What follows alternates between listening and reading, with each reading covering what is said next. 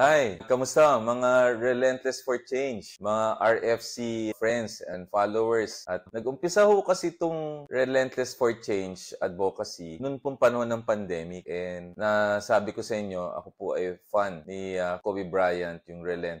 Pero yung ginamit niya ng Relentless for the Mamba mentality para ho sa kanyang paglalaro. No? Ako naman, relentless ako for change in healthcare at saka anything in life, whether sa mga advokasya natin sa ibang bagay, no? Particularly sa education, sa reforms, relentless din tayo dyan and being respectful. So, ganito po yung mangyayari. On the way na po yung pagte-trademark po natin para sa Relentless for Change. Ang magiging official po niyan ay relentlessforchange.com para kung meron din tayong mga kababayan nakikinig sa akin abroad, ang dami rin po gabi-gabi. Yun po yung magiging atin website na i-create natin. Rason for that ay tatlong bagay. One is we want the fire of the COVID pandemic information campaign mapagpatuloy natin on a different platform. And this is to reduce the burden of lifestyle diseases na pumapatay sa maraming Pilipino. And then that will lead, of course, to healthcare policies, guidelines, and other communication advocacies. So ngayon po, tayo Provincial Health Consultant ng Bataan and San Fernando, La Union. And then yung aming civil society group ng Kill COVID ay gagawin namin po na may offer din sa Quezon City. Yun hong ating Relentless for Change mga t-shirts, to mga tumbler,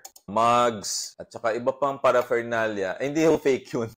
Hindi ho fake. Kaya lang ho, we will not use the Dr. Tony reaction. We will use the advocacy. Later on, siyempre, di naman tayo immortal But ang ibig nating sabihin, like in other advocacies, we want ho yung message na mag-live on at siya na magiging legacy natin. Till our sunset years, even paglaki ni Simi, yung may pagpatuloy natin yung Relentless for Change advocacy in healthcare, in reform, in education. So, supportahan nyo. I hope inyong enthusiasm, yung interest ninyo, at yung support nyo sa ating advocacy ay pagpapatuloy ninyo. Lalo na yung ating daily Facebook Live ng 9 o'clock, sana supportan. And then yung sa YouTube channel ko, sana ho masuportahan din nyo sa Instagram, sa Twitter, at iba pa ang nating mga social media advocacies. Maraming salamat po at sana po ay maging maayos po ang ating kapaskuhan.